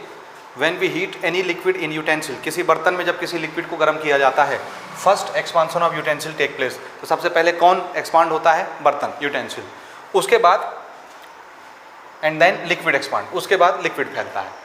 ठीक है, लिक्विड का जो एक्सपांसन है वो वॉल्यूमेट्रिक एक्सपांसन है। So volumetric expansion of liquid are of two type, दो तरह का लिक्विड का एक्सपांसन होता है। पहला रियल एक्सपांसन जो यहाँ बी से सी दिखाता है, और दूसरा अपेरेंट एक्सपांसन जो ए से सी दिखाता है। समझ आया? और ये उसका कैलकुलेशन ये। ठीक है, उम्मीद है ये समझ में आ गया होगा। तो वाटर को जब भी हम गर्म करते हैं वाटर एक्सपांड होता है, लेकिन वाटर एक बड़ा पिक्यूलियर बिहेवियर हमको दिखाता है कि अगर हम 0 डिग्री से 4 डिग्री के बीच के पानी को गर्म करें, तो जैसे जैसे 0 डिग्री वाले पानी का टेम्परेचर हम बढ़ाते जाएंगे, 0 degree, 1 degree, 2 degree, 3 degree, 4 degree, तो 0 डिग्री से लेकर 4 डिग्री तक पानी का टेम्परेचर तो बढ़ता है, उसको हीट तो मिलती है, लेकिन वो एक्सपांड नहीं होता, वो वैसे ही रहता है, उसका वॉल्यूम कांस्टेंट रहता है। याद रखिएगा, उसकी डेंसिटी वही रहती है। 0 डिग्री से लेकर के 4 डिग्री तक के पानी का वॉल्यूम चेंज नहीं होता, यानी वो एक्सपांड नहीं होता, भले गर्मी देते जाइए, हीट देते जाइए। ये बड़ा पिक्यूलियर बिहेवियर है। और 4 डिग्री के बाद अगर टेम्परेचर आपने और बढ़ाया तो फिर पानी एक्सपांड होना शुरू हो जाता है। लेकिन 4 डिग्री और 0 डिग्री के बीच में जो भी टेम्परेचर आप कम ज़्यादा करेंगे, वाटर एक्सपांड नहीं होता। ये बड़ा अजीब बिहेवियर है, और इसी के कारण एक्वेटिक लाइफ है, यानी पानी में रहने वाले जो जीव जंतु हैं, मछली है, कीड़े मकोड़े हैं, पानी वाले एक्वेटिक एनिमल, एक्वेटिक प्लांट, ये जिंदा रहते हैं। ऐसा क्यों? ऐसा इसलिए क्योंकि जब बहुत गर्मी का सीजन आता है तो ऊपर का पानी नदी का, तालाब का, समुद्र का बहुत गर्म हो जाता है, लेकिन नीचे का पानी 4 डिग्री सेल्सियस मेंटेन रहता है। समझ आया? और वो हीट यहाँ तक नहीं पहुँच पाती, इसलिए इसका नीचे वाले पानी का टेम्परेचर 4 डिग्री रहता है। ऊपर चाहे पानी उबलता रहे, सारे जीव जंतु नीचे पहुँच जाते हैं, क्योंकि नीचे का टेम्परेचर कितना है? 4 डिग्री, और उसको फैलना ही नहीं है, ना पानी फैलेगा, ना उसका टेम्परेचर कम ज़्यादा होगा, वो फिक्स रहता है। इसी तरह से जब बहुत ठंडी का सीजन आता है, ऊपर बर्फ़ जम जाती है। बर्फ़ जमते जमते जमते जमते जमते जब नीचे पहुँचते हैं, नीचे का पानी नहीं जमता, क्योंकि नीचे के पानी का टेम्परेचर वही रहता है 0 से 4 के बीच में, 4 डिग्री सेल्सियस। और इवन ऊपर का पानी जब जम जाता है, बर्फ़ बन जाता है, तो भी सारे एक्वेटिक एनिमल्स, प्लांट्स नीचे आ जाते हैं, और नीचे का पानी 4 डिग्री रहता है, बड़े मज़े से रहते हैं। ऊपर चाहे ठंडी पड़े, गर्मी पड़े, पानी जम जाए, पानी उबल जाए, नीचे पहुँच गए, नीचे का टेम्परेचर नहीं चेंज होता। तो ये बड़ा अजीब फिनोमिना नेचर ने रखा है पानी के साथ, कि 0 डिग्री से लेकर के 4 डिग्री तक का पानी एक्सपांड नहीं होता। इसके कारण aquatic life, aquatic animal, aquatic plant की लाइफ सेफ रहती है। समझ आया? अब हम आगे बढ़ते हैं। 2 तरह के एक्सपांशन हमने देख ली, अब हम तीसरा एक्सपांशन देखते हैं, गैसियस एक्सपांशन, एक्सपांशन इन गैस। गैस के अंदर का एक्सपांशन भी वॉल्यूमेट्रिक एक्सपांशन होता है, यानी लेंथ भी बढ़ती है, ब्रेथ भी बढ़ता है, हाइट भी बढ़ता है। लेकिन गैस का एक्सपांशन हम 2 तरीके से देखते हैं, एक बार प्रेशर को कांस्टेंट करके और एक बार वॉल्यूम को कांस्टेंट करके। प्रेशर कैसे कांस्टेंट करेंगे? प्रेशर ऐसे, जैसे हमने एक बलून लिया, बलून के अंदर हवा भरी, उसका कुछ साइज है, उसके बाद हम उसमें और हवा भर रहे हैं या उसको गर्म कर रहे हैं, ऐसा समझिए। एक बलून ले लिया, बलून के अंदर हवा भर दिया, बलून फूल गया, तो ये उसका कुछ वॉल्यूम है बलून का। अब हमने बलून को बांध दिया, तो उसके अंदर से एयर बाहर नहीं निकल सकती, बाहर से कोई एयर अंदर नहीं आ सकती। इसका मतलब है उसका प्रेशर जितना है उतना ही रहेगा। क्यों? क्योंकि बलून के अंदर की जो हवा है वो बलून की दीवार को इधर भी धक्का मारती है, इधर भी धक्का मारती है, ऊपर नीचे भी धक्का मारती है। ये जो फोर्स लगाती है एयर बलून के दीवार पर, इस फोर्स को बोलते हैं प्रेशर। क्या बोलते हैं? प्रेशर। अब बलून चारों तरफ से पैक है, तो उसके अंदर का प्रेशर भी कैसा है? Fix, constant. तो प्रेशर कांस्टेंट हो गया, वो नहीं बदलेगा, क्योंकि अंदर ना हवा हम बढ़ा रहे हैं ना घटा रहे हैं। तो उसका जो भी फोर्स लग रहा है दीवार पर, बलून की दीवार पर, वो फोर्स फिक्स हो गया। अब उस बलून को हम गर्म करना शुरू करते हैं। आग में नहीं डालना है, थोड़े दूर से जहाँ से आँच पहुँचती रहे, हीट पहुँचती रहे, गर्म करना शुरू किया। या ऐसे करेंगे, हम अपने हाथ ऐसे रगड़ेंगे, गर्म हो जाएगा, बलून को पकड़ेंगे, फिर ऐसे हाथ रगड़ेंगे, गर्म हो जाएगा, बलून को पकड़ेंगे, फिर हाथ रगड़ेंगे, बहुत गर्म हो जाएगा, बलून को पकड़ेंगे। या अपना हाथ हम आग में सेकेंगे और बलून को टच कर देंगे, तो इसमें जो गर्मी होगी बलून में घुस जाएगी। फिर आग में हाथ सेकेंगे, बलून को पकड़ेंगे, फिर इसकी हीट बलून में घुस जाएगी। हम बलून को हीट दे रहे हैं, टेम्परेचर बढ़ा रहे हैं। टेम्परेचर बढ़ाने से होगा क्या? तो होगा ये कि हम ये देखेंगे बलून ऐसे फूलने लग जाएगा, इधर से भी फूलेगा, इधर से भी फूलेगा, इधर से भी फूलेगा। क्यों? क्योंकि हम उसको हीट दे रहे हैं, और हीट देने से अंदर की जो हवा है, एयर है, वो एयर हल्की होगी, उसको हीट मिलेगी तो एयर एक्सपांड होगी। किसी भी चीज़ को हम हीट देते हैं वो एक्सपांड होती है, तो अंदर के एयर को जब हम हीट देंगे एयर एक्सपांड होगी तो बलून का वॉल्यूम फैल जाएगा, क्योंकि उसकी लेंथ भी बढ़ेगी, ब्रेथ भी बढ़ेगी, हाइट भी बढ़ेगी। तो बलून का वॉल्यूम क्या होता है? फैल जाता है। लेकिन उसके अंदर की हवा कम ज़्यादा हुई क्या? नहीं हुई। तो अगर हवा कम नहीं हुई, ज़्यादा नहीं हुई, क्योंकि हमने हवा निकलने नहीं दिया, हवा अंदर डाला नहीं, इसलिए हवा का जो प्रेशर है वो प्रेशर कैसा हो गया, कांस्टेंट। तो वॉल्यूम बढ़ रहा है कि नहीं, बढ़ रहा है, वॉल्यूम बढ़ा लेकिन प्रेशर कैसा रखा, कांस्टेंट। तो ये एक टाइप के वॉल्यूम का इंक्रीज हुआ हीट के देने से, लेकिन इसमें हमने प्रेशर को कांस्टेंट रखा है, ये एक तरह का हो गया। दूसरी तरह का एक्सपांशन ऐसा होता है कि उसमें हम वॉल्यूम को कांस्टेंट रखते हैं। वॉल्यूम कैसे वॉल्यूम को कांस्टेंट रखेंगे, जैसे हमने एक प्रेशर कुकर लिया, अंदर हवा भरा, कोई भी गैस भरी और ऊपर से ढक्कन बंद कर दिया, उसको आग में चढ़ा दिया, अब ढक्कन बंद हो गया। अब हवा जितनी कोशिश कर ले, क्या उसका वॉल्यूम फैल सकता है? इधर मेटल की दीवार है कुकर का, प्रेशर कुकर का, ऊपर से ढक्कन बंद है, नीचे से फर्श है, जितना भी कोशिश कर ले उसका वॉल्यूम ऐसे नहीं होगा, ना ऐसे होगा, ना ऐसे होगा, क्योंकि मेटल की दीवार है। बलून सॉलिड नहीं होता, फ्लेक्सिबल होता है, तो बलून ऐसे फैल जाता है, लेकिन प्रेशर कुकर तो सॉलिड होता है, प्रेशर कुकर नहीं फैलता। अब हम उसको हीट दे रहे हैं, हीट देंगे तो क्या होगा, अगर वॉल्यूम नहीं बढ़ रहा तो क्या बढ़ेगा, प्रेशर। उसकी निशानी क्या है, कुकर के ऊपर जो सीटी होती है, जब प्रेशर बहुत ज़्यादा हो जाता है सीटी उठती है, प्रेशर रिलीज हो जाता है, प्रेशर रिलीज होता है, गैस नहीं रिलीज होता, समझ आया? प्रेशर, फिर प्रेशर जब कम होता है तो फिर से मामला ठंडा हो जाता है, समझ आया? तो इस समय हमने वॉल्यूम को क्या कर दिया, कांस्टेंट। वॉल्यूम को कांस्टेंट करने से कौन इंक्रीज होता है, प्रेशर, और प्रेशर को कांस्टेंट करने से कौन इंक्रीज होता है, वॉल्यूम। बलून का केस, ये दो केस याद रखिए, इन दो तरीके से हम लोग गैस का एक्सपांशन करते हैं। अब मैं दोनों तरीके के फॉर्मूले यहाँ पर नोट करता हूँ, और ये फॉर्मूले वही रहेंगे जैसे अभी हमने वॉल्यूमेट्रिक एक्सपांशन बनाया था सॉलिड में, कि वी वॉल्यूम में डेल्टा वी का चेंज आया, तो 1 यूनिट वॉल्यूम में कितना चेंज आएगा, डेल्टा वी अपॉन वी। ये चेंज लाने के लिए डेल्टा टी टेम्परेचर हमने चेंज किया था, तो 1 डिग्री सेल्सियस में कितना चेंज आएगा, डेल्टा टी नीचे आ जाएगा, तो delta V upon V multiplied by delta T, ये क्या है, ये कांस्टेंट प्रेशर पर वॉल्यूम का चेंज है। समझ आया? तो चलिए इसको हम नोट कर लेते हैं, और प्रेशर का भी इसी तरह से फॉर्मूला बन जाएगा। हाँ जी, जो चीज़ें हमने डिस्कस की उसको यहाँ पर हम नोट करेंगे। Expansion in gases at constant pressure और कांस्टेंट वॉल्यूम, फार्मूला वही है, coefficient of volumetric expansion of A gas, कहाँ, प्रेशर कांस्टेंट करके। तो जब हम प्रेशर को कांस्टेंट कर देते हैं, कैसे कांस्टेंट करते हैं प्रेशर को, जैसे बलून के अंदर हमने हवा भर दी, अब ना उसमें हम एक्स्ट्रा हवा भर रहे हैं ना हवा बाहर निकाल रहे हैं, तो वो जितना भी फोर्स बलून की दीवार पर लगा रही है उसका प्रेशर कांस्टेंट हो जाएगा, फोर्स कांस्टेंट हो जाएगा। अब हम अगर उसमें हीट सप्लाई करें तो हम ये देखते हैं बलून का साइज बढ़ जाता है, क्योंकि अंदर की हवा गर्म होती है और फैलती है, फैलेगी तो बलून का वॉल्यूम बढ़ जाएगा।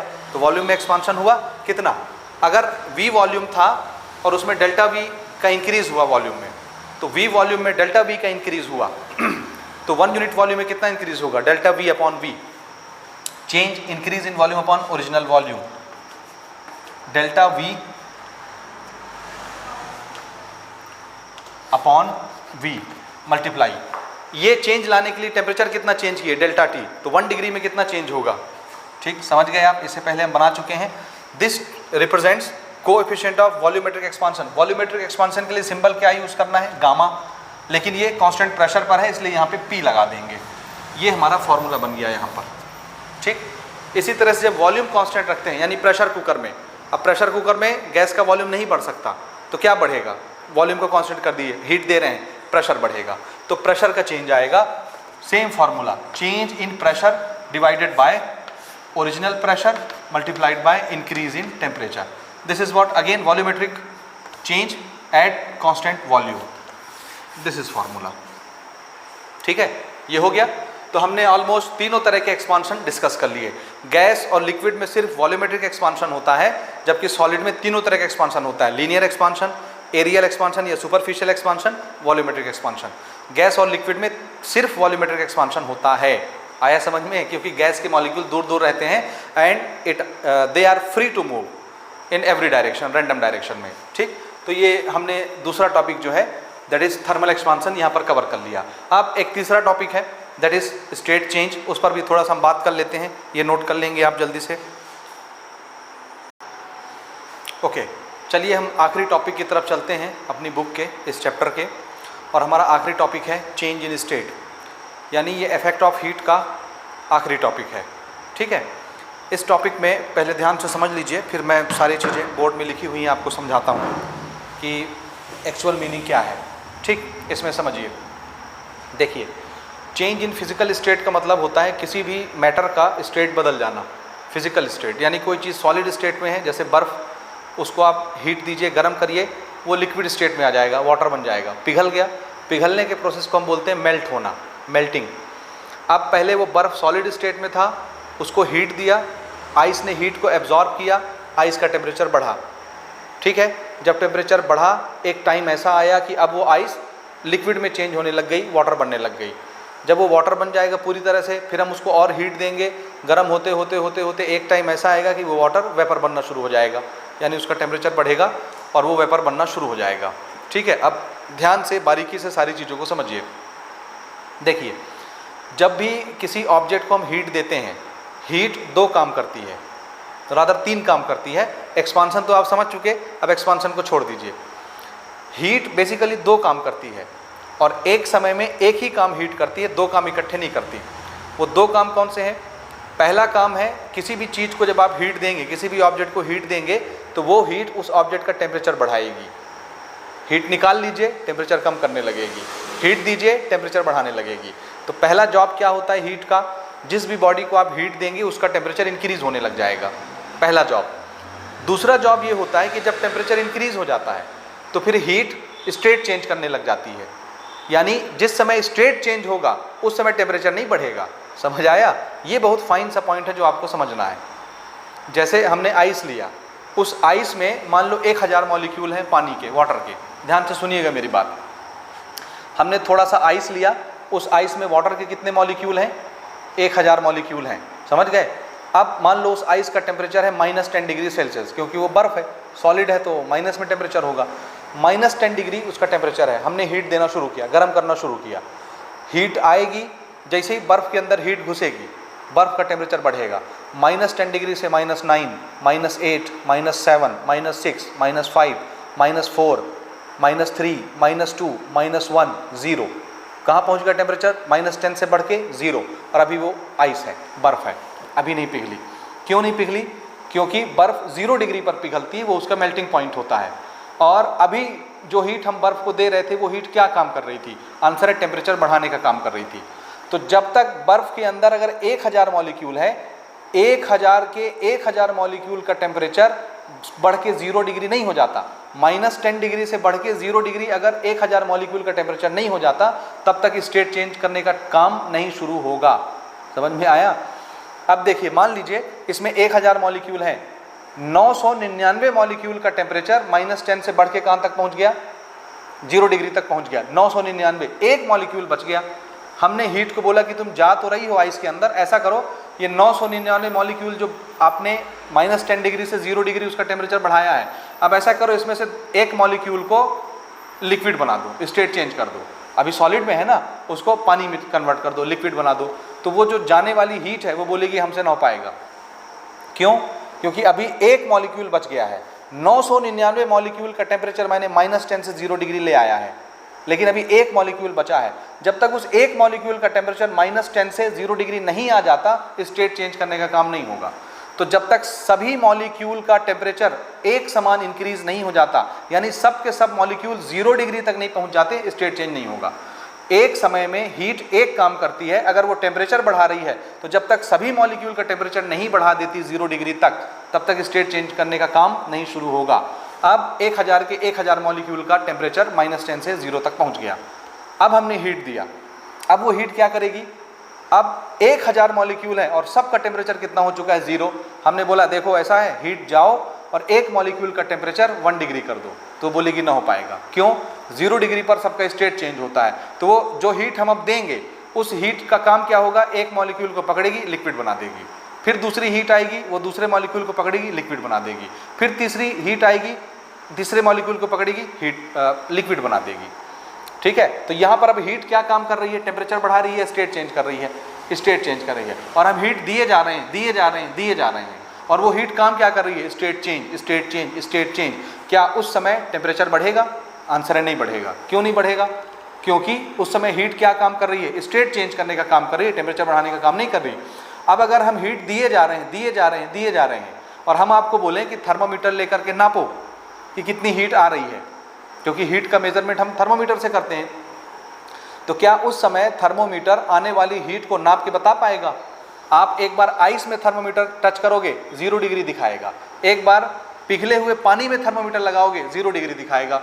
तो हीट का तो पता ही नहीं चल रहा। लेकिन हीट आ रही है कि नहीं? आ रही है, क्योंकि आइस पिघल पिघल के क्या बन रहा है? लिक्विड बन रहा है। तो हीट तो आ रही है। लेकिन वो हीट थर्मोमीटर की रीडिंग में नहीं आती। हीट कब मेजर होता है? जब टेम्परेचर इंक्रीज होता है। तो आप थर्मोमीटर लगाओगे 25 डिग्री से 26 डिग्री हो गया, पता चल जाएगा हीट आई है क्योंकि टेम्परेचर चेंज हुआ है।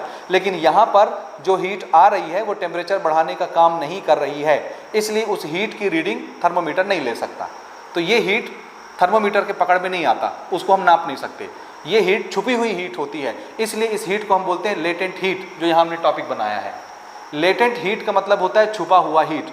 ये हीट थर्मोमीटर नहीं पकड़ पाता, और इस हीट का काम क्या होता है? स्टेट चेंज करना।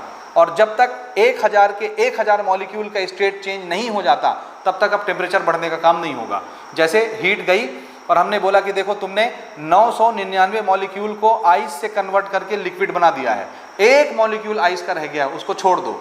ये जो 999 मॉलिक्यूल है इनका टेम्परेचर बढ़ाना शुरू करो।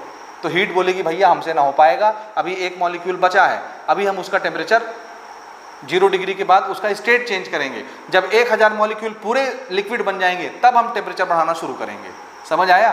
तो हीट एक समय में एक काम करती है। जब वो टेम्परेचर बढ़ाती है तो सिर्फ टेम्परेचर बढ़ाती है, स्टेट चेंज नहीं करती। और जब वो स्टेट चेंज करती है तो जब तक सभी मॉलिक्यूल आइस से पिघल के लिक्विड नहीं बन जाते तब तक वो टेम्परेचर नहीं बढ़ाएगी। यानी उस समय आप बर्फ को नापोगे तो भी 0 डिग्री दिखेगा, लिक्विड को नापोगे तो भी 0 डिग्री दिखेगा, टेम्परेचर सेम रहेगा, टेम्परेचर चेंज नहीं होता, क्योंकि उस समय वो हीट छुपी हुई हीट होती है, लेटेंट हीट होती है, और वो सिर्फ स्टेट चेंज करने के काम में आती है। समझ गए? अब फिर से सुनिए, ये जो हीट आइस को पिघला करके लिक्विड बनाती है, छुपी हुई हीट, पिघलाने को मेल्ट करना भी बोलते हैं, फ्यूज करना भी बोलते हैं। इसलिए इस लेटेंट हीट के साथ में हमने टाइटल क्या चिपका दिया? Latent heat of fusion. इसको लेटेंट हीट ऑफ मेल्टिंग भी बोल सकते हैं, फ्यूज होना, पिघलना। तो ये पिघला रही थी, आइस को पिघला के पानी बना रही थी, इसलिए इस हीट का नाम क्या रख दिया? Latent heat of fusion. बाद में हम इसको पढ़ लेंगे, यहाँ लिखा हुआ है, ठीक है।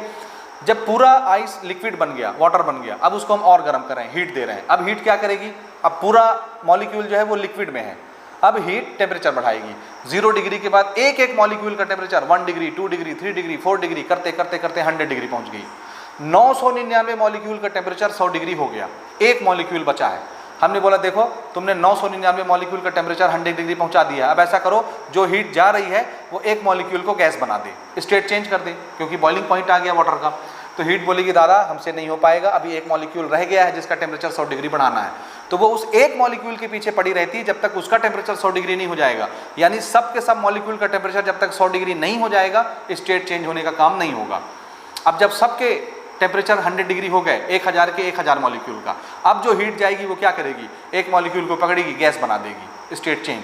दूसरे मॉलिक्यूल को पकड़ेगी, गैस बना देगी, स्टेट चेंज। तीसरे मॉलिक्यूल को पकड़ेगी, गैस बना देगी, स्टेट चेंज। इधर लिक्विड है, इधर गैस बन रहा है। हमने थर्मोमीटर लिया, लिक्विड में लगाया 100 डिग्री, हमने थर्मोमीटर लिया, गैस में लगाया 100 डिग्री, टेम्परेचर नहीं बढ़ रहा।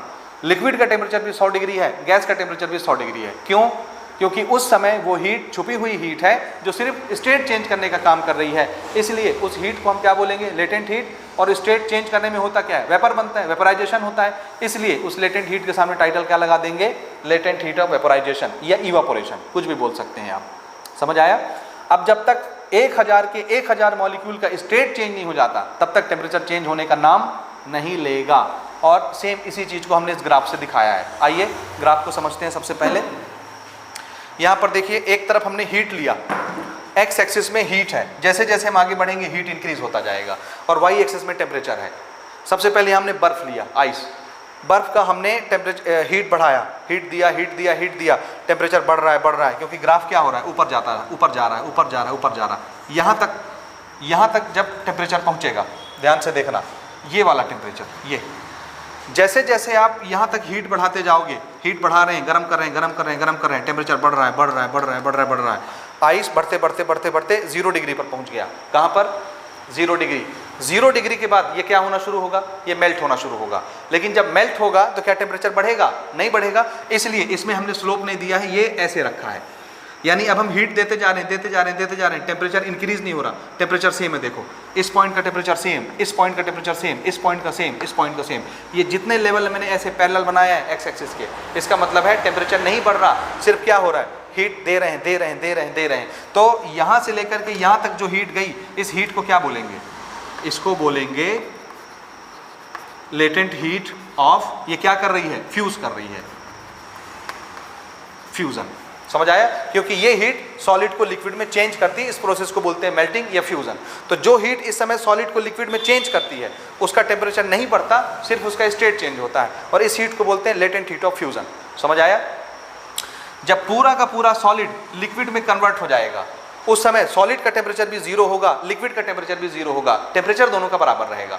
अब जब पूरे ही लिक्विड बन गया, अब हम और हीट दे रहे हैं, हीट देते जा रहे हैं, देते जा रहे हैं, देते जा रहे हैं, तो देखिए इसका टेम्परेचर बढ़ने लग गया, ये हुआ, ये हुआ, ये हुआ, और इतना हो गया 100 डिग्री। ये मान लो 0 डिग्री है और ये 100 डिग्री सेल्सियस है, अगर हम वाटर का एग्जाम्पल ले रहे हैं। तो अब जैसे जैसे हम हीट बढ़ाते जाएंगे यहाँ से लेके यहाँ तक, ये हीट क्या कर रही है? आंसर है ये हीट टेम्परेचर बढ़ाने का काम कर रही है। पूरा पानी गर्म हो रहा है, गर्म हो रहा है, क्योंकि टेम्परेचर इंक्रीज हो रहा है। ये यहाँ तक पहुँचा, 100 डिग्री हो गया। अब 100 डिग्री के बाद क्या करेगा? जब सारे मॉलिक्यूल का टेम्परेचर 100 डिग्री हो जाएगा तो लिक्विड किस में चेंज होना शुरू हो जाएगा? गैस में, यानी इवापोरेशन होना शुरू हो जाएगा। तो ये वाली जो हीट है यहाँ से लेकर के यहाँ तक, ये यहाँ से लेकर के यहाँ तक की जो हीट है, ये टेम्परेचर बढ़ाने का काम कर रही है, ये टेम्परेचर सेम है, देखिए सेम। ये सिर्फ क्या काम कर रही है? State change. तो ऐसे हीट को क्या बोलते हैं? जो वेपर में कन्वर्ट कर दे लिक्विड को, लेटेंट हीट ऑफ वेपोराइजेशन। तो ये वाला कॉलम जो हीट का है ये किसको दिखाता है? Latent heat of vaporisation. आया समझ में? और जब सारे मॉलिक्यूल गैस में कन्वर्ट हो जाएंगे उसके बाद आप और गर्म करोगे तो टेम्परेचर बढ़ने लग जाएगा ऊपर। ये ग्राफ समझ आए? आपकी बुक में बना है, this is the graph. Now what is latent heat of fusion? The amount of heat to change the state from solid to liquid. The amount of heat required लिखना चाहिए, ठीक है? समझ आया? यानी इसमें 1 यूनिट मास हमको लिखना चाहिए। The amount of heat required to change the state of solid to liquid, या 1 kg आइस को 1 kg लिक्विड में चेंज करने के लिए, यूनिट मास ऑफ सॉलिड को यूनिट मास ऑफ लिक्विड में चेंज करने के लिए जितने हीट की आवश्यकता होती है उस हीट को क्या बोलते हैं? Latent heat of fusion.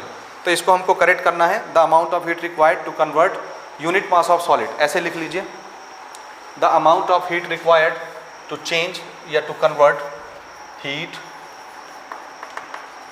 Required to convert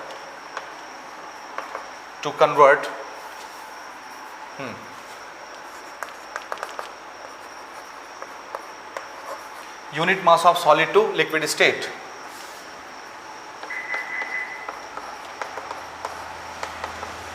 is called latent heat of fusion। latent heat के लिए हमने सिंबल बनाया L, कैपिटल L।